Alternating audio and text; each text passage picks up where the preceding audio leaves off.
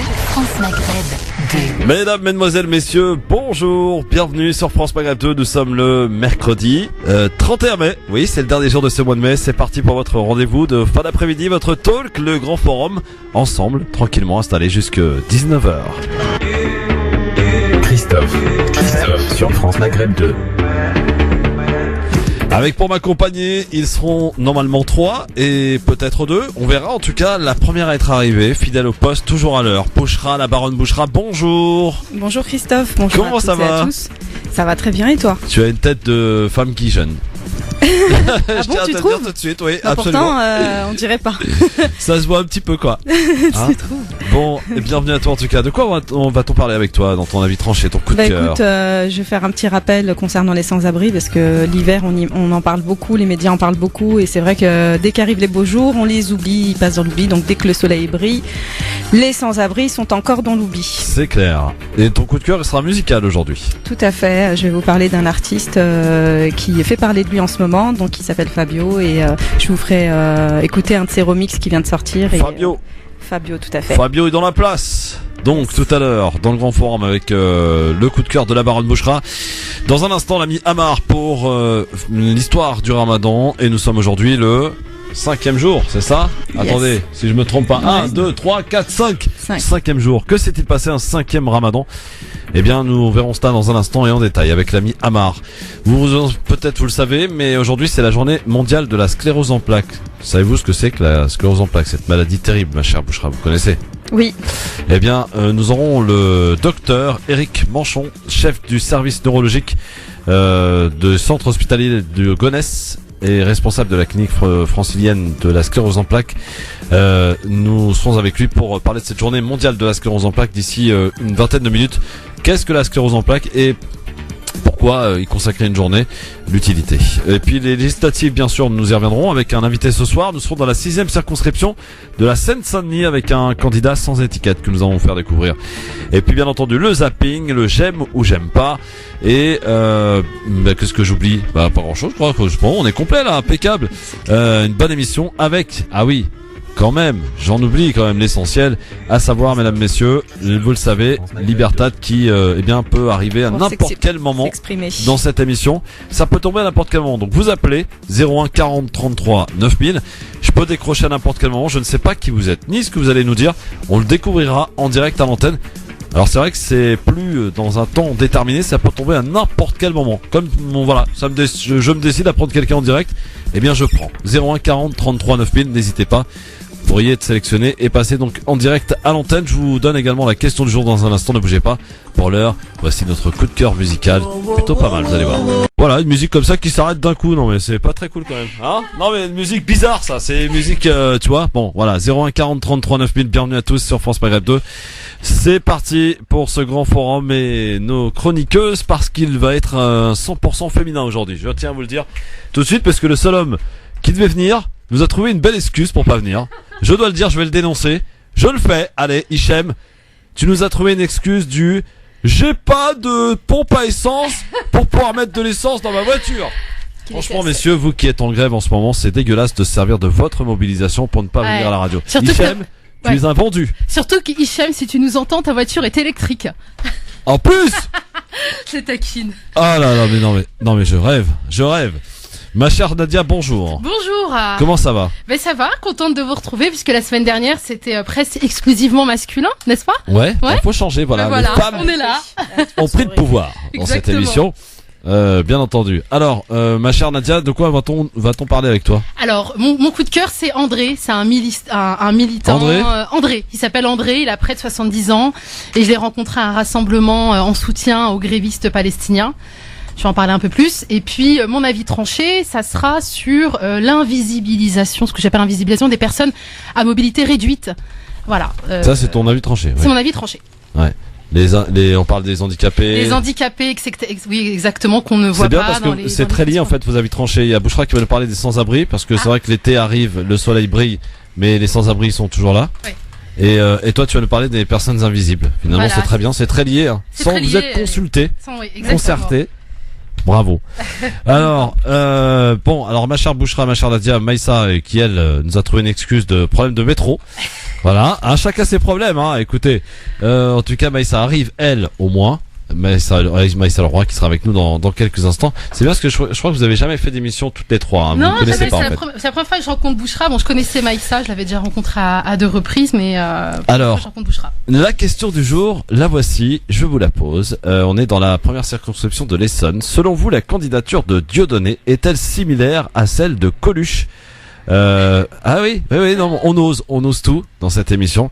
Qu'en pensez-vous, tiens, Nadia? Est-ce que tu peux comparer cette candidature de Dieudonné à celle de Coluche? Bon, c'est pas la même élection. Voilà. Ouais, oui, je pense qu'elle est un peu comparable parce qu'en fait, on met de côté toutes les polémiques autour des comment on appelle les incriminations qu'on a à l'égard de Dieudonné. C'est quelqu'un qui a toujours été politisé. Enfin, je sais qu'il avait déjà présenté en fait sa candidature. Alors, je crois que c'était les municipales à Dreux à l'époque. Oui, c'est ça. Voilà, c'est ça. Donc, il y a un peu plus de 10 ans, hein, c'est ça, un peu plus d'une dizaine d'années, voire même 15 ans. Oui. Donc, il a toujours été dans une démarche politique et citoyenne. Donc, de ce point de vue-là, oui, il est politisé comme Coluche. Donc, Bouchra, est-ce qu'on peut comparer Dieudonné à Coluche? Pas du tout. Pas du tout. Oui. Pas Pourquoi? du tout. D'une part parce que par rapport à Dieudonné, enfin moi personnellement, enfin voilà, j'accroche pas du tout. Ouais. Je peux pas comparer. Enfin pour moi c'est une insulte envers Coluche. Voilà. Enfin voilà. Après, je peux pas parler des reproches et même pas des condamnations. Il a jamais été condamné. Hein.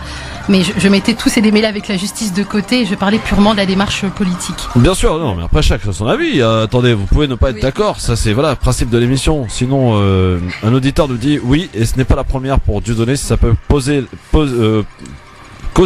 la perte du facho de Valls. Eh bien, on est preneur, c'est ce que nous dit cet auditeur. Et puis, tiens, un dernier pour la route. On a voulu le mettre aux oubliettes. C'est pas la même chose. Dieudonné, un artiste, il a besoin de s'exprimer. Selon cet auditeur sur la page Facebook France Maghreb 2. Oui, un artiste a besoin de s'exprimer. Encore faut-il qu'il utilise quand même un bon escient. Après, on peut aimer ou pas aimer. On n'est pas là pour faire le procès de Dieudonné. 01 40 33 9000. Notre ami Amar aussi, qui devrait pas tarder d'arriver, puisque vous le savez, nouveau rendez-vous dans cette émission à chaque jour de Ramadan. Donc on est aujourd'hui au 5e. Ça se passe bien d'ailleurs les filles, 5e jour de Ramadan, tout va bien? Ouais, très bien, merci. Impeccable. Oui. Eh bien, on fait l'histoire du Ramadan. Alors, que s'est-il passé un 5e jour Ramadan? Eh bien, nous verrons cela dans un instant avec l'ami Amar, bien sûr, sur France Maghreb 2, qui va nous rejoindre dans un instant pour faire une petite histoire. Et puis Nadia n'était pas arrivée, donc je le rappelle à tous les auditeurs, nous allons parler de la sclérose en plaques dans quelques instants, puisque c'est la journée mondiale de la sclérose en plaques avec le docteur en chef de l'hôpital de Gonesse qui sera avec nous dans un instant. Bonsoir, cher Amar. Bonsoir, salam alaikum. Bonsoir, comment allez-vous, mon cher ami Amar? Très bien, et vous? Vous voyez que des femmes aujourd'hui. Ah, c'est gâté. Eh ben, exactement, absolument. Alors, mon cher ami Amar, nous sommes 5e jour de Ramadan. Oui. Et que s'est-il passé un 5e jour de Ramadan, mon cher ami? Le 5e jour du Ramadan 666 du calendrier hijrien, c'est la ville de Antakya, ou si tu préfères Antioche, qui se trouve dans le sud-ouest de la Turquie, près de la frontière syrienne, qui est reprise au croisé par le sultan Baybars. Sultan Baybars, Inch'Allah, nous aurons l'occasion de parler donc durant ce mois sacré. Mais auparavant, du temps de Omar al-Khattab, radiyallahu anhu, la ville avait déjà été reprise par un certain Abu Ubaidah ibn al-Jarrah. Donc c'était la seconde fois que les musulmans reprenaient cette ville. Et là, nous sommes un peu plus proches de nous, enfin relativement, puisque nous sommes, c'était en l'an 113 de l'Hégire, ça fait quand même un peu loin. C'est la naissance de Abdurrahman Ardakhil à Damas. Donc ce personnage, ça a été le fondateur de l'État omeyyade d'Andalousie. Donc et on l'a surnommé l'aigle de Quraysh parce que c'était quelqu'un de vaillant. Alors là, c'est malheureux, un très très malheureux événement qui s'est passé. Nous sommes en l'an 1367 de l'Hégire, à savoir le 11 juillet 1948, et c'est le massacre de la population de Lot en Palestine par l'armée criminelle sioniste dirigée par un certain Moshe Dayan. Donc il y aura près de 430 morts. Et les sionistes qui avaient fait prisonnier les gens de la ville disaient que ceux-ci seraient exécutés si le reste de la population n'évacuait pas leur demeure. Alors donc, les gens, ils sont sortis. Et ils avaient une demi-heure pour sortir. Ils sont sortis en n'emportant rien avec eux. Et là, beaucoup de femmes, d'enfants et de vieillards moururent parce qu'ils sont partis à pied et ces criminels ne leur avaient pas permis d'emporter avec eux ni eau ni nourriture. Donc voilà, ça se passait au milieu du siècle dernier, donc 1948 du calendrier grégorien. Voilà pour aujourd'hui. Parfait, mon cher ami Amar, merci beaucoup. Et Sarah Tolek, bien entendu. Qu'est-ce que vous allez manger ce soir? Comment? Qu'est-ce que vous allez manger à la maison de retraite? La maison de retraite, je sais pas, ils vont peut-être nous concocter un plat quelque peu délicieux. Bon, on vous en verra un peu s'il nous en reste. Non, ça va aller. Merci beaucoup, Amar. Bonne soirée en tout cas, Sarah Tolek. Merci beaucoup. Maïssa Leroy, ça arrive au compte-goutte. Voilà, Bouchera la première, Nadia la deuxième. Il y a un et problème Maïssa sur Leroy. la 7, j'informe. Oui, mais toi t'es venu parce que je disais tout à l'heure, Hichem nous a inventé le coup de il y a plus Le coup d'essence. de la panne. Je peux plus mettre d'essence dans mais ma voiture. c'est vrai en même temps, il y a de la Ouais, queue c'est et vrai tout, quoi, c'est c'est galère. vrai. Il y a de l'essence, il y a des pompes encore. En fait, faut y aller à 3h du matin, c'est ça l'astuce. Nous, on mange au petit-déj et après on va mettre l'essence. Bah Il voilà. y a personne. Avant le sahoul, tu vas Voilà, faire ton après plein plutôt, d'essence. après, ouais. Voilà. Ouais. Maïssa, comment ça va? Oui, ça va super, hein. Contente Bon. d'être ici. Eh Ça ben, fait longtemps. Oui, ça fait longtemps, Ouais. absolument. Alors, quel est ton programme, cher Alors mon programme, ça va être, comment dire, je soutiens Moissy. Moi aussi. D'accord. Moi aussi, comment il est Je savais que t'allais dire ça. Je savais que t'allais la sortir. Bah attends, j'habite à côté, excuse-moi. Non, mais c'est pas la ville de Moissy, c'est le collectif Moissy D'accord. féministe, afroféministe, et qui a subi de la calomnie. Et mon coup de cœur, ça va être le premier frigo solidaire à Paris. Le premier frigo. Ah, c'est bien ça. Ouais. Eh, les filles, vous êtes pas concertées, mais vous allez faire un peu la même chose. C'est très bien aujourd'hui. Bon bah Très ouais, humain. voilà. Très humain. Les femmes sont humaines. C'est bien. Ça C'est connu ça. Bien entendu. Alors, tiens, je te pose la question du jour qu'on pose à nos amis auditeurs, cher Maïssa. Oui. Selon vous, la candidature de Dieudonné est-elle similaire à celle de Coluche par rapport à sa candidature dans la première circonscription de l'Essonne? Ah, je sais Face pas à Valls. te dire. Je sais pas si c'est pas enfin bon, j'aime bien Dieudo, tu vois, mais ça fait un petit moment que je suis plus trop ce qu'il fait, j'ai décroché. Mais du coup, je me demande est-ce que c'est pas une petite claque par rapport à Valls plus qu'un mouvement citoyen par rapport à la population d'Evry. Je me dis que c'est sûrement beaucoup plus une histoire pas d'ego parce que bon, il est pas non plus comme ça, mais genre je le connais. Mais mais voilà, je pense que c'est vraiment, ce serait une bonne claque hein, qu'il gagne. Hein. Franchement, ce serait une très bonne claque. Alors Mais les là, sondages lui donnent vraiment pas. mais vu comment pas c'est raison, parti, hein. de toute façon, Valls ne va pas gagner. Donc, Tu crois? ah, franchement, attention, il est crédité en tête. Hein. Ah, Il est en tête. Dieu, Hein. les gens d'Evry, s'il vous plaît. Alors justement, puisqu'on parle de cette circonscription, demain dans le comment dirais-je, l'invité les candidats des législatives. Excusez-moi, c'est Ramadan, je bug Ouais, beaucoup. s'il te plaît. Eh bien, je recevrai la candidate de la France Insoumise face à Valls, qui elle est également bien placée pour l'emporter. Farida Lamrani Ah sera avec nous demain, donc Super. entre 18h et 18h10, comme chaque soir, dans Parole des candidats législatives. Ce soir, nous serons dans la 6e circonscription de la Seine-Saint-Denis. Puis dans quelques minutes, je vous en parlais à l'occasion de la journée mondiale de la sclérose en plaques. Nous allons recevoir le docteur Éric Manchon, le chef du service de neurologie du centre hospitalier de Gonesse de Val d'Oise, également responsable de la clinique de la sclérose en plaques, donc à Paris. Il sera avec nous dans un instant pour nous expliquer un peu ce qu'est la sclérose en plaques. Est-ce que vous connaissez Ah oui, hélas. Hélas, moi aussi. Ouais. De la Voilà. famille. De la famille, pas pareil. Voilà. De la famille, Ouais. effectivement. Alors, c'est vrai que la sclérose en plaques, c'est différents stades de la maladie. C'est horrible, hein. C'est Ouais. horrible, ouais. Absolument. On va en parler donc avec lui puisque c'est la journée mondiale de la sclérose en plaques dans un instant. Avant de parler de notre zapping, je vous donne un petit avant-goût de notre zapping. Il y a Valls qui s'est fait encore une fois humilier hier soir lors de sa présence au Ftour du côté des pyramides à Ivry. Il y a un mec qui l'a attendu et qui lui a dit les 4 vérités. Et puis on a aussi du Karim Benzema qui est en mode Ramadan sur Periscope. Enfin, voilà, du lourd quoi. Ça dans le existe zapping. encore, Periscope? Ouais. Je pensais qu'avec Facebook Oui, Live, voilà. les gens avaient abandonné Periscope, mais Eh ben non, ça existe encore. Bon, bah voilà. Bref, C'est le programme est l'information la bon. plus importante. Et je vous rappelle également qu'à n'importe quel moment, on peut décrocher et vous appeler pour se faire le 01 40 33 9000. C'est Libertad tout au long de l'émission. 01 40 33 9000. Pour l'instant, c'est pub. À tout de suite. France Maghreb 2, France Maghreb 2. Le grand forum LGF sur France Maghreb 2 avec la baronne Bouchra, Maïssa Leroy et Nadia Lazouni qui sont avec nous aujourd'hui. 3 charmantes dames. T'as de la chance, hein. Oui, c'est absolument. T'as de la chance. Bienvenue à vous tous en tout cas. Avant de parler évidemment et de vous accueillir au standard 01 40 33 9000, d'accueillir aussi notre premier invité dans un instant pour parler de la sclérose en plaques dont c'est la journée mondiale aujourd'hui avec un docteur de renom en la matière pour savoir un petit peu, pour ceux qui ne connaissent pas forcément cette maladie terrible que peut avoir un certain nombre de personnes à travers le monde, peut être la lumière en tout cas sur cette terrible maladie, terrible aussi durant le Ramadan qui est une nouvelle fois endeuillé puisque le carnage est tel ce matin au centre de Kaboul que le gouvernement afghan a appelé la population à donner son sang dans les hôpitaux pour venir en aide aux blessés.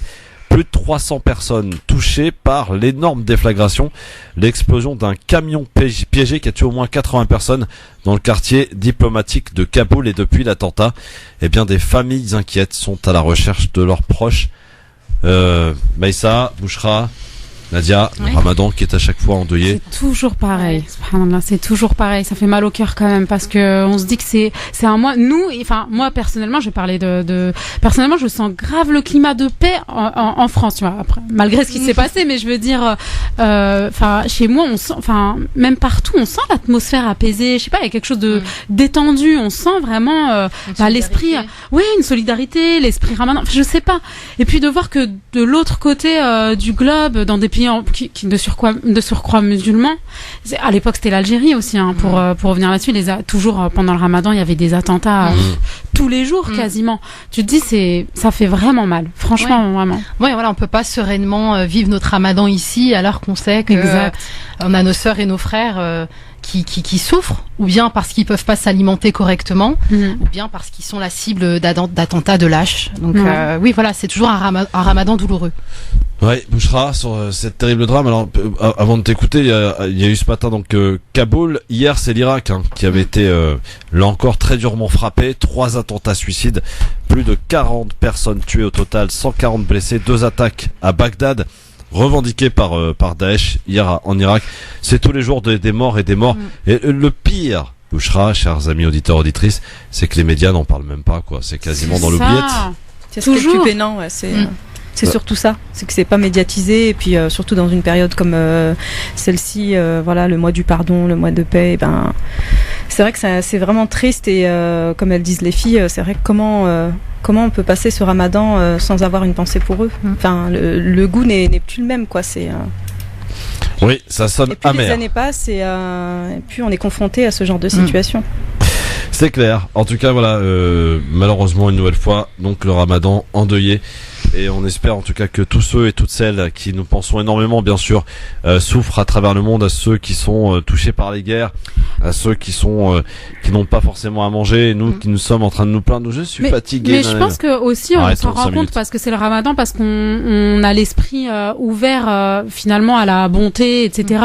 Mais ça se passe tout le temps en fait. C'est pas que pendant le Ramadan. C'est juste qu'ils n'ont pas de trêve pendant le Ramadan. On s'attendait à un répit pendant ce mois-là et finalement, voilà. Il n'y en a pas du tout. Il n'y en a pas. C'est bien dommage. Effectivement, en tout cas, on continue de penser bien fort à eux, beaucoup de doigts pour tout le monde et pour tous ceux qui souffrent à travers le monde. Surtout. Alors, on va, voilà, on fait du direct comme ça. Oui. Non mais, faut jongler les gars. Mais lui, ton assistante, Christophe. Ah ouais, non mais l'assistante. C'est ça. Ah, c'est l'assistante aujourd'hui. Bon, alors, on va parler, si vous le voulez bien maintenant, un petit peu de cette maladie terrible que Maïssa connaît, que malheureusement moi aussi je connais dans ma famille. On va parler de la sclérose en plaques avec le docteur Éric Manchon. Bonsoir docteur. Oui, bonsoir. Bienvenue. Bonsoir. Vous êtes chef du service neurologie du centre hospitalier de Gonesse, Val-de-Loise, et responsable également d'une clinique de la sclérose en plaques en région parisienne. D'abord, pour expliquer un petit peu au grand public, à nos auditeurs, qu'est-ce que cette maladie terrible de la sclérose en plaques, docteur ? Alors, déjà, c'est une maladie qui atteint le système nerveux central, c'est-à-dire le cerveau et la moelle, et qui évolue souvent par poussée, qui donne des déficits neurologiques. Alors, ça peut être tout et n'importe quoi. Ça peut être des fourmis de la moitié du corps, ça peut être une vision double, un déficit du moteur de la moitié du corps, des troubles urinaires. Enfin, voilà, il y a plein de symptômes qui peuvent faire évoquer la sclérose en plaques. Il faut que ces symptômes apparaissent en général de façon continue pendant au moins 2-3 jours et souvent ça arrive chez la personne jeune, entre 20 et 40 ans, pour la majorité des personnes. C'est donc une maladie qui débute chez le sujet jeune, et c'est plutôt les femmes que les hommes. Voilà. Alors il y a différents stades de cette maladie, puisque je suis sûr qu'avec ma chroniqueuse Maïssa, qui a quelqu'un également dans sa famille qui a la sclérose en plaques, et moi dans ma famille aussi, je suis sûr que les symptômes, enfin les conséquences sont pas les mêmes. Sont différentes. Comment on explique ça, docteur? Pas forcément. En fait, il y a différentes formes de plus que des stades. En fait, c'est plutôt différentes formes de sclérose en plaques. Il y a des formes progressives et des formes par poussée. Ouais. Ça veut dire que ce que je vous ai dit là, qui arrive sur quelques jours, c'est une forme par poussée. C'est une poussée de sclérose en plaques. Il peut avoir soit après une première phase de forme par poussée, il peut avoir une seconde forme progressive, soit d'emblée, elle est progressive. Et dans ces cas-là, c'est un déficit neurologique, tel que je vous en ai parlé tout à l'heure, qui vient très progressivement et qui s'aggrave progressivement. Voilà. Alors justement, comment est-ce qu'on a fait des études là-dessus pour savoir comment on attrape cette maladie, quoi? D'où ça vient? Est-ce qu'il y a un milieu propice? Est-ce que par exemple le fait de travailler dans un milieu hospitalier comme ma cousine par exemple qui est atteinte de cette maladie, est-ce que ça favorise justement d'attraper cette maladie ou pas du tout? On a en fait déterminé certains facteurs de risque de sclérose en plaques, notamment un déficit en vitamine D. Plus on s'éloigne de l'équateur, plus on a de risque de faire une sclérose en plaques. Ça veut dire que par exemple à Lille, il y a plus de cas de sclérose en plaques qui se déclarent qu'à Marseille, quand même à l'intérieur de la France. Il y a un gradient nord-sud, mais ce gradient est inversé pour l'hémisphère sud. Ça veut dire que au sud de l'Australie aussi, il y a des cas de sclérose en plaques qui sont plus importantes qu'au nord de l'Australie. Il y a aussi une susceptibilité, on va dire, génétique, mais ce n'est pas une maladie génétique. Ça veut dire qu'on n'a pas un gène qu'on refile, qu'on donne à son fils ou sa fille. Par contre, s'il y a une susceptibilité génétique, ça veut dire que certains gènes, on a tous 2 gènes qui viennent de notre papa et notre maman, et donc il y a un des 2 gènes qui s'exprime pour nous, qui est associé à un autre gène qui s'exprime d'une certaine manière, qui est associé à un autre gène qui s'exprime, et cela, on ne sait pas combien de gènes, combien de combinaisons, comme une combinaison de coffre-fort en fait, et ça, certains types de combinaisons pourraient être un des facteurs de risque, mais c'est pas une maladie génétique à proprement parler. Alors après, il y a eu aussi le tabac aussi, il a été incriminé on a 1,5 fois plus de risque de faire la sclérose en plaques quand on fume. Voilà. Et dernièrement, peut-être les régimes très forts en sel. Voilà. Par contre, et ça c'est très important de le dire, alors ça va peut-être faire le tollé et tout ça, le vaccin contre l'hépatite B ne crée pas de sclérose en plaques. J'ai pris les devants, désolé, parce que il faut savoir que dans les années 90, il y a eu un jugement avec une jurisprudence, mais d'un jugement juridique, pas d'études scientifiques, et qui a dit que voilà. Et en fait, entre-temps, au niveau international, il y a eu plein d'études qui ont été faites sur le vaccin contre l'hépatite B, et toutes les études sont concordantes pour dire que ça ne crée pas de sclérose en plaques. Il faut quand même aussi dire que la sclérose en plaques est une maladie auto-immune, et donc le vaccin stimule l'immunité. Tout vaccin stimule l'immunité. Et donc, chez un patient atteint de sclérose en plaques, qui ne le sait pas encore, le fait d'avoir une vaccination peut peut-être être à la petite goutte d'eau qui fait déborder le vase. Mais le vase était déjà rempli avant. Donc c'est pas le vaccin contre l'hépatite B qui remplit le vase, quoi. Voilà. Est-ce qu'il y a un traitement aujourd'hui concret qui permet de stabiliser, non pas de soigner, mais de stabiliser? Alors, la sclérose en plaques, c'est une maladie handicapante, potentiellement handicapante, mais c'est une maladie chronique au même titre que le diabète, que l'asthme, voilà, c'est une maladie chronique. Après, maintenant, il y a 20 ans, on n'avait pas de traitement. Voilà, les premiers traitements efficaces sont arrivés fin des années 90, des traitements injectables. Et au fur et à mesure des années, il y a eu une deuxième vague fin des années 2000, et là depuis 5-6 ans, c'est une explosion des traitements, et on a de plus en plus d'arsenal thérapeutique, de plus en plus de traitements, de plus en plus efficaces, avec certains des effets secondaires, d'autres effets secondaires, et puis du coup, chaque patient, en fonction de ses caractéristiques propres, correspond plus à un traitement qu'à un autre. Mais il y a plein de traitements qui sont sortis, il y en a d'autres qui vont sortir, on vous annonce un chaque année. Quasiment. Très bien. Alors Maïssa, je sais pas, par exemple, ça se traduit comment Bah alors moi, donc ma cousine, c'est vraiment ce qui a été flagrant, c'est la dégradation. Comme on se voit pas très souvent, on se voit qu'au repas de famille ou pour les occasions. Bah c'est de voir en fait la manière de bouger qui est complètement rigide, la manière de parler, la paralysie un petit peu faciale, même pour trouver les mots, c'est de plus en plus difficile. Et je me posais une question justement, j'allais vous la poser, à savoir est-ce que parce que j'ai lu quelques livres sur la neuroscience positive, etc. et les effets que ça avait justement positifs sur les tétraplégiques, les malades, etc. et savoir est-ce que le mental avait des conséquences positives justement sur l'évolution de la maladie, c'est-à-dire est-ce qu'on peut moins vite, son évolution se retarde finalement quand on est positif par rapport aux maladies auto-immunes. Alors c'est difficile de répondre à cette question parce que déjà il faut savoir que la sclérose en plaques a des conséquences sur le mental aussi. Ça veut dire qu'on peut avoir des troubles de la mémoire, des troubles de l'attention, des fois même des troubles du logement et des fois même une démence au sens clinique du terme, au sens médical du terme. Donc voilà. Après c'est sûr, et ça peut même donner des syndromes dépressifs. D'accord. Voilà. Donc après c'est sûr que quelqu'un qui est plutôt, on va dire, combattant, on va dire combatif, il a déjà il va être peut-être plus observant sur les traitements, il fera plus de sport parce qu'il faut savoir que le sport est bien indiqué dans la sclérose en plaques et qu'il faut absolument faire du sport dans la mesure du possible. C'est sûr qu'il faut adapter en fonction des handicaps potentiels. Mais voilà, c'est sûr que le fait de se résigner et tout ça et de ne pas être observant du traitement, d'être on va dire défaitiste, ça n'ira pas dans le bon sens. Voilà. Donc après il y a aussi le pouvoir du psychisme sur le physique et ça pour l'instant ça n'a pas encore été évalué dans des études mais voilà. J'ai une petite question, si vous le voulez ça bien. Sera la dernière. Vous disiez que les femmes étaient plus touchées. Est-ce que vous l'expliquez ? Oui, en général, c'est 3 femmes pour un homme. Il y a aussi une susceptibilité hormonale. Par exemple, on sait que quand une femme est enceinte, parce que quand on a une sclérose en plaques, on peut avoir des bébés. Il y a encore 20-30 ans, on les déconseillait. On déconseillait le sport, on déconseillait d'avoir des enfants. Maintenant, on a complètement changé.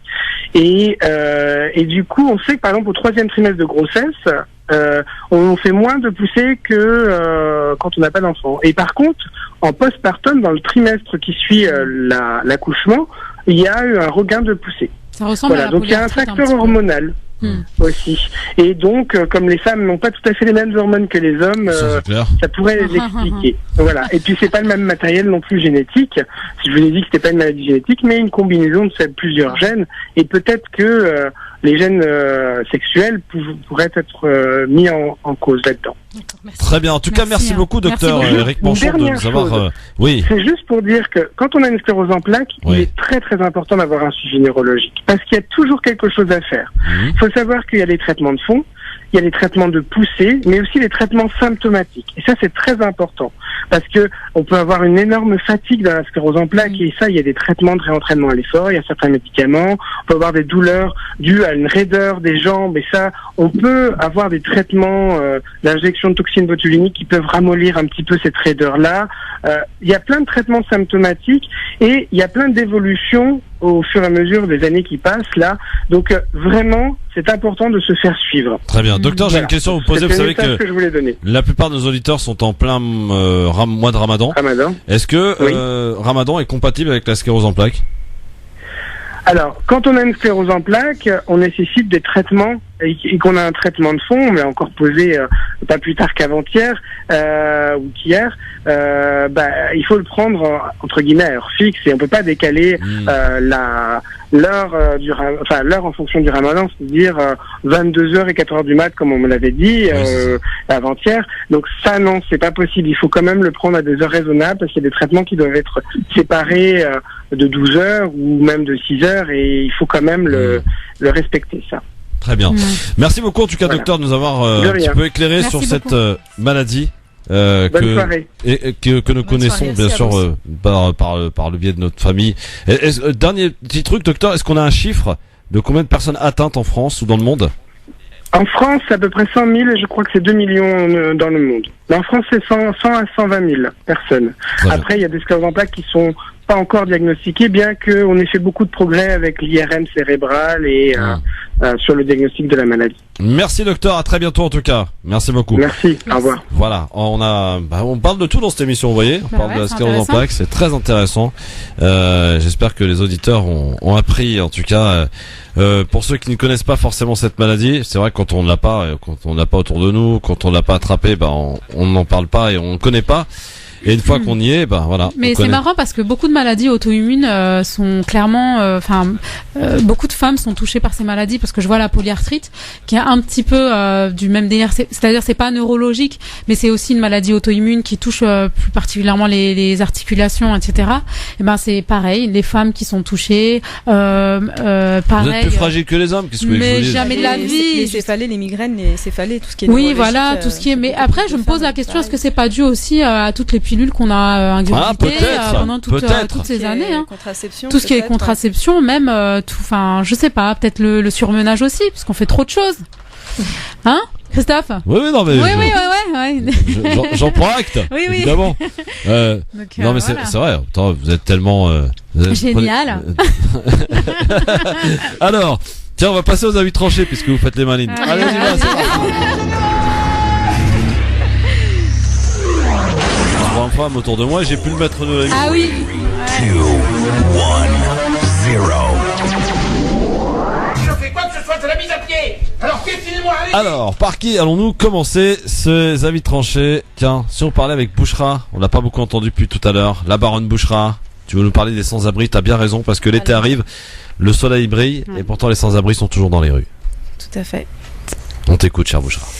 Alors, c'est vrai que les médias se préoccupent du sort des sans-abri lorsque le thermomètre descend. Pourtant, les associations n'observent pas de pic de mortalité spécifiquement en hiver. Chaque hiver, les médias relaient la mort d'hommes et de femmes sans-abri. On évoque alors l'appel de l'abbé Pierre lors de l'hiver 1954, les questions récurrentes sur les places d'hébergement disponibles sur l'ouverture ou non des stations de métro. Pourtant, comme les associations n'ont de cesse de le marteler, les personnes sans domicile ne meurent pas seulement au mois de décembre. La FNARS, je ne sais pas si vous connaissez, la Fédération nationale des associations de réinsertion sociale, déplore une inefficacité record des structures d'hébergement. Il y a plus de 55% d'appels au 115 qui n'aboutissent jamais. Le numéro d'urgence qui est mis à disposition des personnes sans domicile fixe. Et donc en juillet 2016, on a pu le constater, il y a de nombreuses structures d'hébergement qui étaient fermées et c'est vrai qu'il y a eu un quasi-doublement par rapport à la moyenne hivernale.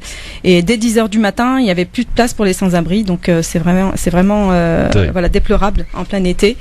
Et donc en été, la question du logement des sans-abri ne suscite qu'indifférence, alors que la mortalité chez les grands précaires est aussi importante l'été que l'hiver. Beaucoup de structures d'hébergement ouvertes l'hiver ferment au printemps, mettant les sans-abri sur le trottoir. Les personnes isolées sont les plus touchées. Seulement 11% des femmes seules obtiennent une place d'hébergement et idem pour les femmes seules accompagnées d'enfants sans hébergement. Les mineurs non accompagnés sont toujours plus nombreux parmi les appels au 115. Il faut savoir plus de 66%. Donc c'est ces jeunes qui se retrouvent à la rue et qui sont la plupart qui ont une tranche d'âge de 18 à 24 ans et qui n'ont pas accès aux prestations sociales telles que le RSA et qui restent vraiment victimes de la crise du logement. Et ça, c'est vrai que c'est une vraie bombe sociale. Et sachez que les morts de la rue, même si les données sont à prendre avec précaution en raison de leur caractère parcellaire, la majorité des morts recensés étaient des personnes d'une 50aine d'années qui avaient passé une longue période dans la rue, en moyenne 10 ans, 5% par le froid, et ce n'est pas la première cause de décès. Si dans près de la moitié des cas des circonstances sont inconnues, les causes externes, suicide, mort violente, accident, etc., représentent quand même 20% des cas connus, la maladie et notamment les cancers étant également souvent à l'origine de la mort. L'hypothermie ne représente qu'un petit pourcentage de causes de mortalité. On compte aussi parmi ces morts des enfants de moins de 15 ans, en majorité très jeunes, 4 ans en moyenne et nouveau-nés. Si le froid n'est pas la cause majeure de la mort des SDF, les associations déplorent toujours le manque de place en centre d'accueil, ainsi qu'une politique d'ouverture de place au thermomètre. Que compte faire le nouveau gouvernement pour combattre ce fléau? Dans son programme pour l'élection présidentielle, Emmanuel Macron, alors candidat candidats évoquent autour du logement le droit à la domiciliation. Cette mesure à destination des sans-abri vise à leur assurer une adresse, ce qui entraîne d'autres droits, notamment l'accès aux minima sociaux. La Poste, qu'il a justement chargé d'assurer dans cette nouvelle mission. La France a élu un homme qui a eu une idée de la politique du logement, alors que les autres candidats avaient fait l'impasse sur ce dossier majeur. Emmanuel Macron a bel et bien tracé les lignes d'une action à part entière pour la construction et la valorisation du patrimoine, mais aussi pour faciliter l'accès au logement sans oublier les sans-abri. Le programme stipule également que l'État fera porter son effort sur le soutien aux populations prioritaires, les jeunes, les actifs en mobilité, les plus fragiles, une manière de dire que les autres devront apprendre à se sevrer de la béquille financière à laquelle ils s'étaient habitués. Bref, Macron, on t'attend au tournant. Je voulais aussi... j'ai eu Anan qui fait partie de l'équipe France Maghreb. Oui, Anan Zawani. Voilà, je vais lancer un petit appel aussi parce que durant le mois du Ramadan, à savoir, il y a des distributions qui se font à Aulnay-sous-Bois au sein des hôtels sociaux. Et donc, c'est tous les dimanches. Et donc, ils recherchent des cuisinières pour tous les jours et des denrées alimentaires type légumes secs, pois chiches, lentilles, haricots blancs, fèves, pois cassés, ainsi de suite. Et la cuisine se fait au Bourget. Et donc il faudrait, si vous pouvez justement déposer des denrées alimentaires, contactez les repas du Salem. Donc voilà, c'est important. Je pense qu'il y a beaucoup d'autres structures qu'on ne connaît pas qui. Est-ce que tu as le numéro des repas du Salem? Non, on l'a pas donné, mais bon. c'est sur Facebook en fait. Très bien. Il faut aller sur la page Facebook les repas du Salem et voilà, si vous pouvez les contacter justement pour pouvoir déposer des petites denrées alimentaires et puis pouvoir, celles qui sont celles ou ceux qui sont opérationnels pour aller cuisiner au Bourget, préparer ces repas, allez-y dès que vous avez le temps. Je dis celles ou ceux. Oui, bien sûr. À Paris, il y a l'association Eco aussi. Mais si vous en connaissez d'autres, franchement, il faudrait. Anan Zawani sera notre invité dans le cadre de sa candidature aux législatives pour le Parti français musulman. Oui. Elle sera avec nous vendredi. Voilà. Écoutez, merci beaucoup Bouchra d'avoir mis en lumière. Donc c'est important parce que c'est vrai que ces sans-abri. Cet appel du 1954 sur Radio Luxembourg, RTL, ça reste quand même dans les quelque chose d'extraordinaire. C'est important parce que on oublie.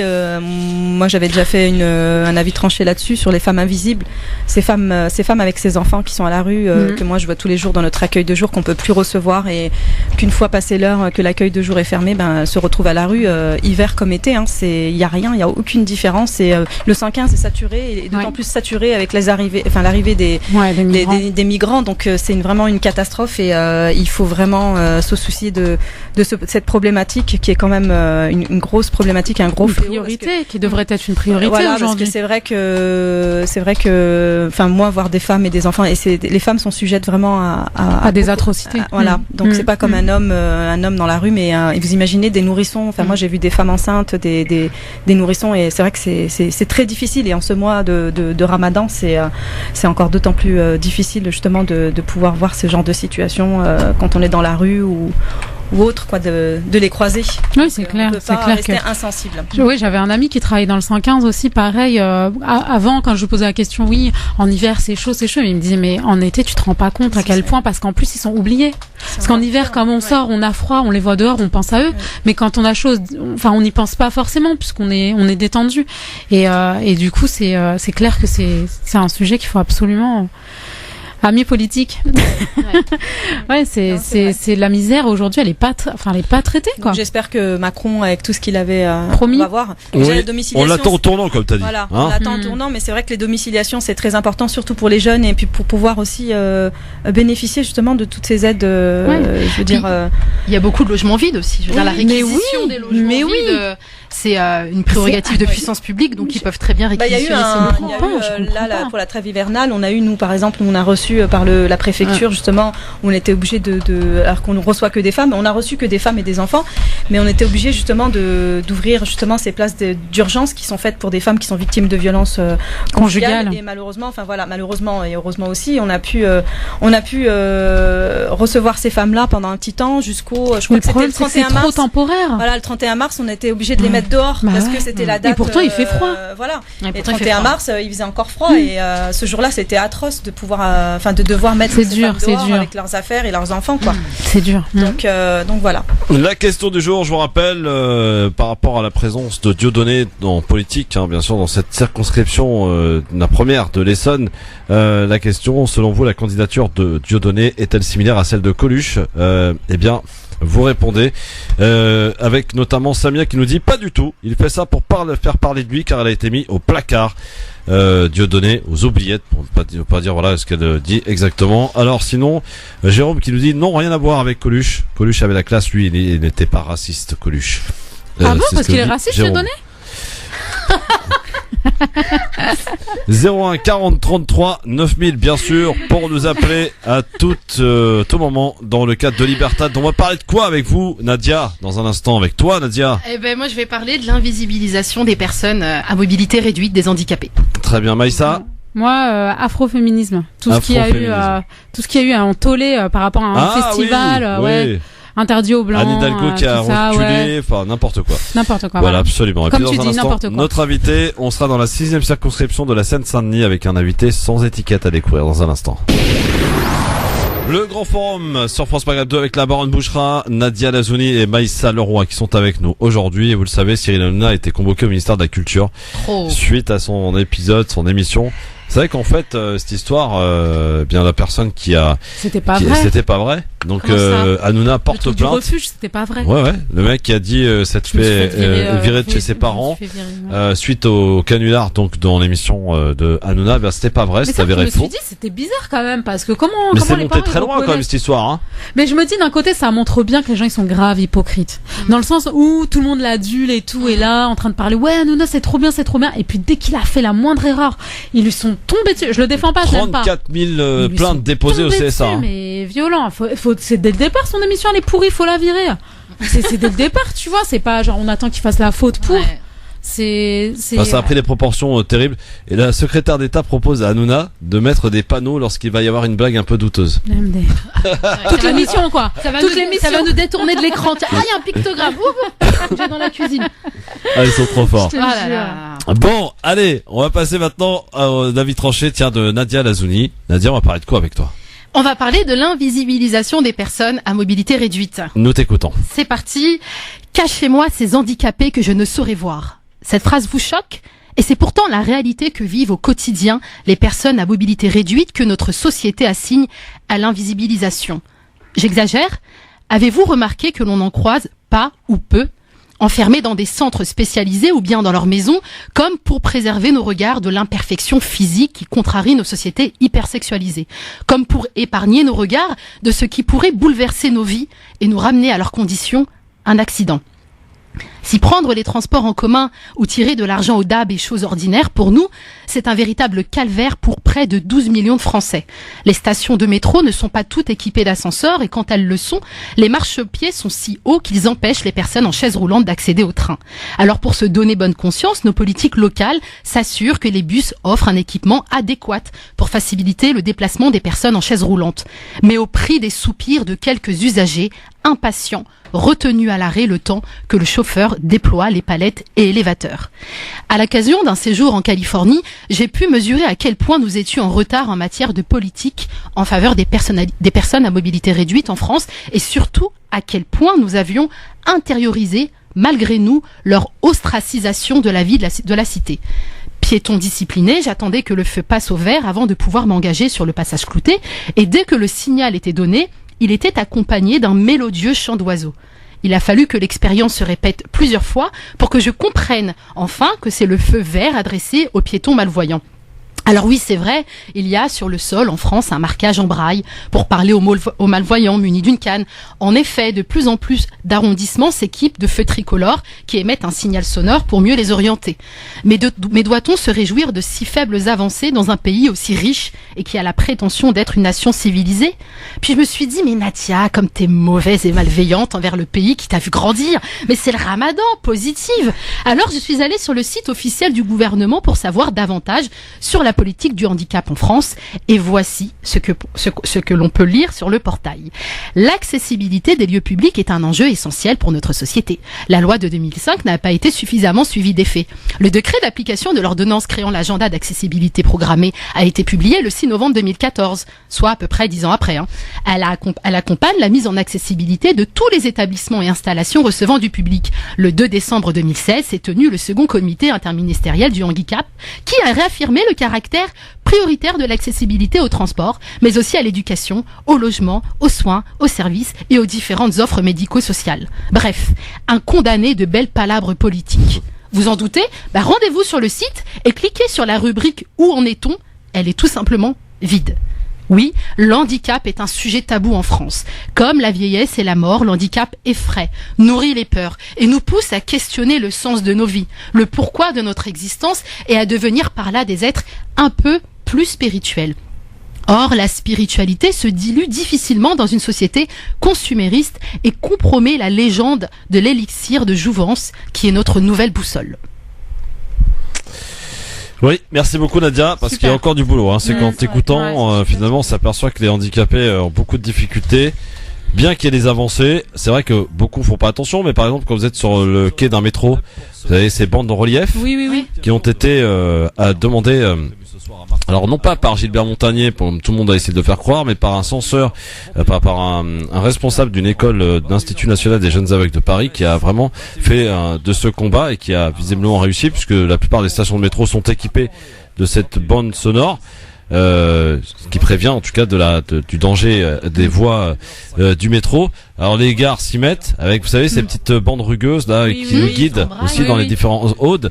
Même les passages piétons aussi. Les distributeurs de billets par exemple. Vous avez fait gaffe ? Vous avez jamais fait gaffe ? C'est marqué en braille. Où ? Si. Voilà. Distributeurs de billets. Ah si, oui, effectivement. Ouais. Quelques-uns, ils sont pas tous équipés de ces...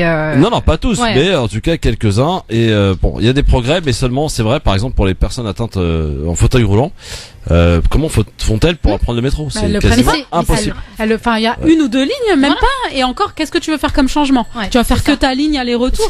Le métro, le but, c'est de se déplacer dans toute l'Île-de-France, enfin tout Paris. Donc, mais c'est clair que, enfin, tant qu'on ne voit pas un problème, il n'existe pas. Ouais. Donc pour la société, c'est pas un problème vu qu'on ne voit pas. Et mais c'est clair qu'il faut absolument favoriser l'accès aux personnes handicapées. Et puis aussi, je parlais des personnes handicapées, il y a aussi des personnes âgées qui montent difficilement les marches, des mamans avec des poussettes. Enfin, heureusement qu'il y a une solidarité un peu qui s'organise parfois dans les transports où chacun essaie d'aider l'autre, mais c'est quand même ça dramatique. Grave, quand on se dit que c'est quand même un pays super riche dans les avancées, la technologie, la médecine, enfin voilà, c'est un pays qui est quand même hyper avancé. Et oui, et pourtant il y a beaucoup de retard dans beaucoup de domaines. Trop. Effectivement. Trop. Mais alors donc Nadia nous a placé comme ça, qu'elle était en Californie, pardon. Voilà. Non, pourquoi j'ai parlé de ça? C'est la J'aurais pu dire, le déclic, c'est la ouais, en fait, c'est déjà la réflexion, mais c'est surtout, c'était en 2014, subhanallah, c'était déjà il y a 3 ans. Et puis c'est là que je me suis dit, j'ai pas dit les États-Unis parce que je sais pas ce qui se passe dans la côte est. Oui. Je parle de ce que je connais, mais effectivement, voilà, il a fallu que l'expérience. Moi aussi, je vais caser quelque chose. Moi aussi, j'ai vu qu'en Malaisie, ils faisaient des feux, mais c'est vrai en plus, ils faisaient des feux avec des compteurs, avec des trucs qui sont vachement. Pourquoi Bouchra au Maroc? Maroc, ils font quoi? Déjà, ils font des routes. Il y a la solidarité, il y a quand même de l'empathie vis-à-vis des. Je suis allée au mois de mars justement pour aider une famille, une maman avec 5 enfants handicapés adultes. Ah ouais, quand même. Qui en a perdu 2 et c'était, il y a rien quoi. Elle habite au 4e étage. Celui qui a 60 ans, il nous faut aller médicaliser, il n'en a pas. Il y en a un qui perd l'usage de j'ai rencontré une grosse fondation là-bas, mais c'est quand même... voilà, il n'y a pas énormément d'aide au niveau de l'État. Plus au niveau prise en charge, tout ce qui est traitement, médicaments et tout ça. Ouais. Mais tout ce qui est handicap, ça reste vraiment quelque chose de... Ouais, c'est trop... c'est trop aléatoire. Enfin, il n'y a pas les infrastructures pour, en fait. C'est pas... ils n'ont pas les infrastructures pour pouvoir. Il y a beaucoup d'associations et l'État donne beaucoup d'argent justement aux associations, mais il faut savoir que là-bas, si ça vient pas de l'étranger. Près du micro, très cher Bouchra. Voilà, près du micro. Mais voilà. Ah oui. Mais c'est pour ça que, en fait, c'est ce que j'ai oublié peut-être de dire dans ma chronique, c'est qu'heureusement qu'il y a des acteurs de la société civile qui justement travaillent à faciliter l'insertion Désolée, de ces personnes en direct, en fait. à mobilité, Bah si, on est en direct, Jean Bouchra, bah attends, carrément. à mobilité réduite. Enfin voilà, ça vient toujours des acteurs de terrain et rien au niveau des politiques. Merci en tout cas d'y avoir. Alors tiens, vous avez suivi un petit peu ce candidat aux élections législatives qui arrive en retard sur le plateau de télévision de France 3, et vous savez ce qu'il a dit? Non. Que sa mère était morte du cancer, sauf que c'était faux. C'est quoi C'est pas Ils sont complètement perchés. Mais il les peut gars. pas dire qu'il s'est cassé le petit doigt, il peut Bon. pas inventer les vrais mythos du dire métro. le métro, voilà. Ou alors comme Hichem, il y avait plus d'essence. Voilà, Hichem, un bon mytho Hichem, encore une fois. ouais, grave. Bon. Alors, Maïssa, on va parler de cette affaire. D'ailleurs, on en a parlé avec Youssef Brakni lundi. Ah ok, Donc je un savais autre pas. regard. Bah non, mais c'est très bien. C'est très bien d'écouter la radio. Absolument. Là nous sommes dans le replay. Dans le replay, mais avec un regard peut-être différent. Féminin, voilà. Féminin de Maïssa Leroy Voilà. sur cette polémique. C'est ça. Alors moi, j'y comprends rien. Donc Maïssa essaye de nous éclairer. Alors je vais essayer. Je vais faire mon possible du moins. Allez, vas-y. Alors je soutiens Moissy, MWSI. Je défends Moissy. Ce collectif de féministes afro qui vient de souffler sa première bougie organise un festival. Jusque-là, rien d'anormal. Puis le drame. Ou comment un festival ouvert à toutes, avec des ateliers réservés aux femmes noires, s'est vu caricaturé en un temps record en festival interdit aux blancs. Et c'est là que l'engrenage a débuté sur Twitter. Partons de la case Lycra, qui a osé tweeter que Rosa Parks, rien que ça, doit se retourner dans sa tombe. Ce qui me fait légèrement sourire quand on se penche sur leur trombinoscope. Aucune trace d'un seul racisé. Nous avons donc l'illustration même du fais ce que je te dis, mais surtout, ne fais pas ce que je fais, ne t'émancipe pas, ne réfléchis pas, reste sous mon joug paternaliste. Sans parler des pseudo-militants qui se sont empressés de sauter sur cette occasion en disant que ce genre de festival donnait toutes les raisons à FN. Alors attends, juste je t'arrête là, vite fait. Le FN se donne déjà ses propres raisons, pas besoin de Moissy pour ça. Et enfin, le Saint Graal. Anne Hidalgo, qui condamne avec fermeté l'organisation de cet événement interdit aux Blancs. On parle bien de la maire de Paris, là. Celle-là même qui s'insurge en osant demander l'interdiction de ce festival, basé sur un fake, une interprétation, un manque d'information et de dialogue, alors que juste lire le programme aurait permis de comprendre l'initiative et son objectif. À côté de cela, il est terrifiant de constater le développement de véritables espaces de ségrégation comme l'ouverture d'un bar fasciste à Lille, interdit aux non-blancs, ou encore le fait que des associations d'extrême droite lancent une levée de fonds ouvertement raciste, visant à empêcher le sauvetage des migrants, sans qu'aucune politique, et notamment de gauche, ne s'insurge. De même, les éléments identitaires et communautaristes reprochés aux afroféministes ne le sont en aucun cas dans d'autres rassemblements. J'en ai marre de ce système qui instrumentalise au lieu d'écouter les associations militantes qui travaillent quotidiennement à faire avancer la situation et les paroles des personnes racisées. Journalistes comme politiques se font les porte-paroles de l'extrême droite et de la fachosphère en relayant leurs propos nauséabonds sans vérification. Voilà pourquoi je soutiens Moissy. Très bien. T'as pas du tout écouté. Allez. Merci. Moi, j'ai pas du tout écouté, Voilà, je donc te le tu- confirme. voilà. Mais parce que dans cette radio, je dois dire aux auditeurs que je suis obligé de tout faire. Oui, hein. oui. Ouais, oui. Je fais tout, Oui, tout dans oui, cette t'es radio. pardonné, t'es Pour un pardonné. salaire de misère, messieurs dames. Eh, Mais les bon. revendications, c'est plus tard. Hein. Sadaka, c'est Ramadan, tranquille, voilà. Tranquille. En tout cas, je suppose que nos auditeurs ont compris. Nadia et Bouchra, est-ce que vous avez compris en tout cas de quoi il s'agit? Bien sûr, bien sûr. C'est au sujet du festival, donc interdit à la mixité. d'ailleurs. J'ai La pas mixité. entendu, Mais en j'ai pas plus, entendu ils ont- parler du festival, j'étais déconnectée. Ils ont trop joué sur les Ouais. mots parce que moi, quand j'ai découvert les tweets, je connaissais pas et quand je me suis penchée sur la question, je regardais les tweets, je dis mais je comprends pas. C'est non à la mixité féminine masculine ou mixité raciale. Déjà, ils émettent le trouble, ils divisent pour mieux régner. C'est comme d'habitude, quoi.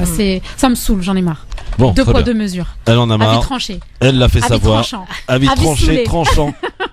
Absolument. En tout cas, merci beaucoup, Maïssa. Je t'en prie avec Et plaisir. voilà, avec ça, si vous avez pas compris, c'est que vous le faites exprès. Voilà. On va aller du côté des élections législatives maintenant. Alors, on a un candidat qui est avec nous. J'espère qu'il est là. Bonsoir, monsieur. Allô? Bon, il me dit, il me reste qu'1% de batterie. Lui aussi, il nous fait des trucs bizarres. Hein, les gars, sans déconner. Vous voulez être candidat, il faut au moins être organisé et puis avoir de la batterie, je sais pas, moi, quand on vous appelle. Non mais, voilà, ça fait partie des... C'est maintenant avec je Snapchat, rappelle. t'as plus de batterie. Je En une rappelle. minute. Snap, c'est... 10 Bon, minutes. je rappelle une fois, deux fois, après tant pis, hein, voilà, parce qu'il y a d'autres candidats.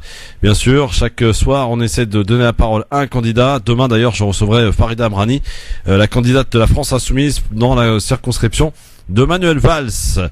Demain, donc visiblement, ça ne répond pas. Oui, voilà, c'est le répondeur. On tentera peut-être avant l'émission. Eh bien, ceci étant, on va s'appeler entre nous. Voilà ce que vous en dites. Non, on a assez de boulot. Vous inquiétez pas, ma chère Nadia. Ouais. Notamment quoi? Notamment, on va faire le zapping tout de suite. C'est parti. On est un petit peu en retard avec, notamment à l'issue du Conseil des ministres aujourd'hui, le porte-parole du gouvernement, Christophe Castaner, a indiqué que Emmanuel Macron avait appelé au cours du Conseil des ministres d'aujourd'hui à la solidarité et à la responsabilité du gouvernement autour de l'affaire Richard Ferrand. Le président estimant aussi que la presse ne doit pas devenir juge dans cette histoire. Écoutez le porte-parole ce matin à l'issue donc du Conseil des ministres. Le président de la République a eu l'occasion d'évoquer l'actualité. Et vous savez tous que l'actualité est faite de ce que nous faisons, nous, les ministres, les membres du gouvernement, de ce que nous imprimons, et puis quelquefois de ce que l'on peut subir. Et évidemment, chacun imagine ce que le président de la République voulait évoquer. Et il a tenu à appeler à la solidarité, à la responsabilité au sein du Conseil des ministres, à faire le tri entre le grain et l'ivraie, voire quelquefois la vanille, à faire en sorte que la solidarité soit un principe simple, mais un principe constant pour chacune et chacun d'entre nous dans nos actions, dans nos expressions.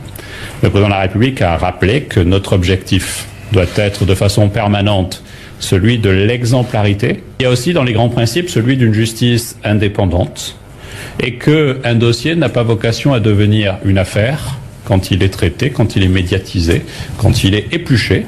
Et je rappelle le principe de légitimité du travail qui est conduit, mais qu'aujourd'hui, seule la justice dans ce pays est habilitée à décider ce qui relève d'une affaire, donc d'une instruction, que jamais, et là encore, je cite nos échanges et je cite le président de la République, il n'est de bon sens et que les choses ne vont pas forcément bien quand la presse devient juge. Ça n'est pas votre propos. Je sais pour chacune et chacun d'entre vous que ça n'est pas votre volonté et que bien évidemment dans une société démocratique, chacun doit être à sa place et qu'il ne faut sur ces sujets jamais déroger à ces exigences de transparence, à ces exigences de mise à disposition de la justice quand c'est nécessaire et que cela s'applique à chacune et chacun d'entre nous. Eh ben voilà les filles, tiens, alors vous allez faire les manines depuis tout à l'heure en train d'écouter Christophe Castaner. Personne n'a écouté, aucune d'entre elles. Je tiens à vous le dire tout de suite. Voilà. Donc c'est même pas la peine de leur demander pourquoi Richard Ferrand, cette affaire, est-ce que c'est une affaire, une non-affaire ou pas? On veut vérifier ton esprit de synthèse. Oui, bien sûr. Dis-nous en quelques mots ce qu'il vient de dire. Voilà, tu rêves, certainement pas. Vous avez qu'à faire votre boulot. Qu'est-ce que t'en as pensé? On continue notre zapping avec pas facile d'être aux commandes de la matinale la plus écoutée en radio. Patrick Cohen, prêt à partir ce matin par un auditeur de France Inter. Écoutez plutôt, l'auditeur est pas content qu'il ait critiqué Mélenchon sans que Mélenchon soit invité en fait. Je voulais dire aussi à propos de France Inter que il faudrait arrêter de faire de l'anti-Mélenchon, monsieur Cohen. Vous pouvez avoir des opinions personnelles. Par exemple? Peut-être sur un service public. Oui, vous avez des exemples? Vous avez des exemples? Oui, bien sûr. Vous avez fait un faux interview la veille du premier tour avec Mélenchon qui n'était pas là et vous avez critiqué le programme sans qu'il y ait droit de réponse. Je trouve que c'est un parti pris et que ce n'est pas digne du service public. Bon, d'accord, très bien. Vous avez d'autres choses à nous dire ce matin? C'est pas des fausses interviews. Non, c'était pas une fausse interview. Non, c'était pas vieux enregistrements présentés comme tel. Bon. Vous avez fait une appréciation désobligeante sur le programme sans qu'on ne puisse y répondre. Bon. C'est scandaleux, la veille du premier tour, de faire... Je note que vous ne supportez pas les critiques de votre grand homme. Bon, une question pour Richard Ferrand ou pas, ou un commentaire? Faut pas détourner, monsieur Cohen. Je parle de pluralisme des idées, je parle pas de vos opinions personnelles, je parle du pluralisme des idées sur le service public, ça n'a rien à voir. Oui, écoutez. Monsieur Corbière était là tout à l'heure pour dans le cadre de ce pluralisme. Oui, bien sûr. Monsieur Mélenchon ne veut pas venir le matin. Oui, non, attendez, monsieur Cohen, il a fait 2 pièges sur la 5. D'ailleurs, j'ai posé 2 questions à la 5 qui m'a jamais répondu sur des vidéos à charge. Très bien. Des vidéos à charge et elles ont été coupées. J'ai posé des questions 3 fois à la 5. On m'a jamais répondu sur ces 2 vidéos coupées. Le piège. Avez-vous d'autres choses? Vraiment, je laisse la plus grande liberté aux auditeurs de me critiquer, Avez-vous d'autres choses à dire que cela, que les critiques contre Jean-Luc Mélenchon, ou les remarques, ou les anecdotes vous sont insupportables? Monsieur, je vous offre cette antenne. Allez-y, c'est à vous. Eh bien voilà, donc j'aimerais bien qu'on parle du programme et qu'on arrête de parler des états d'humeur de Monsieur Mélenchon et qu'on parle de son programme plutôt que d'essayer de le salir de donc toutes les façons. je suis allé au bout de votre truc. Merci. Voilà, Cohen, qui s'est fait prendre un parti. Vous savez que Cohen, d'ailleurs, quitte France Inter, puisqu'il a été recruté par Europe 1 l'année prochaine. Donc, ça, c'est de la radio comme on l'aime. Voilà. Bon. Ouais, c'est ça. Donc, appelez-nous et enchaînez. Voilà, s'il vous plaît. On se fait enchaîner ici, hein. Surtout Christophe. Alors, vous l'avez trouvé comment, Cohen? Il s'est bien défendu? Bah alors, pas du non, il a tout, été. Mais lui, il s'en fout. Ça se voit qu'il est en mode allez, c'est bon, je pars sur Europe 1, laissez-moi tranquille de service public. Maintenant, je vais dans le privé, je vais faire ce que je veux un petit peu. Bon, on a retrouvé notre candidat pour les élections législatives. Parole au candidat. On va dans la 6e circonscription de la Seine-Saint-Denis. Bonsoir, cher monsieur. Bonsoir, merci beaucoup pour votre accueil et je suis désolé pour le retard et en même temps bonjour à tous les auditeurs de Radio France Maghreb. Alors, France Maghreb 2, cher ami.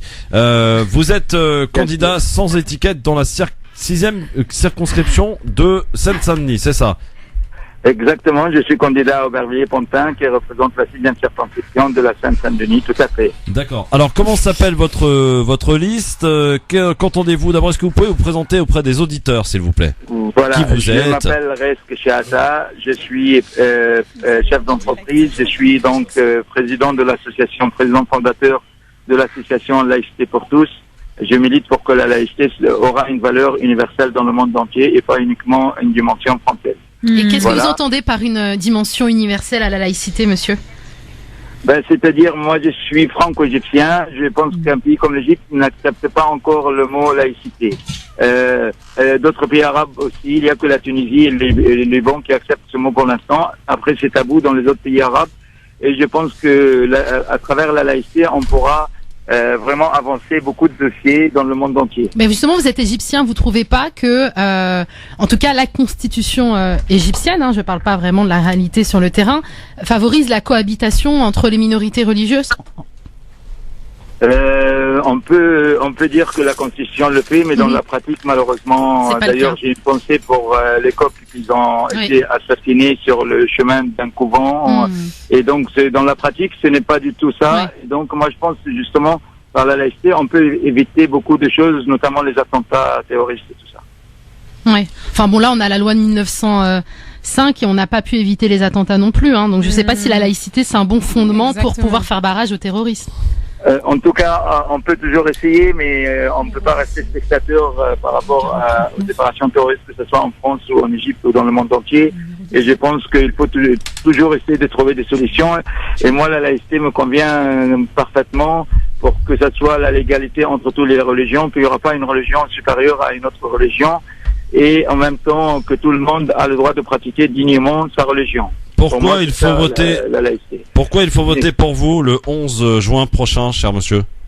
Eh ben, nous, avec Maître Stéphanie Partouche, ma suppléante, elle est spécialisée dans le logement. Pour nous, le programme pour des villes comme Aubervilliers-Pontin, c'est avant tout le logement et l'emploi.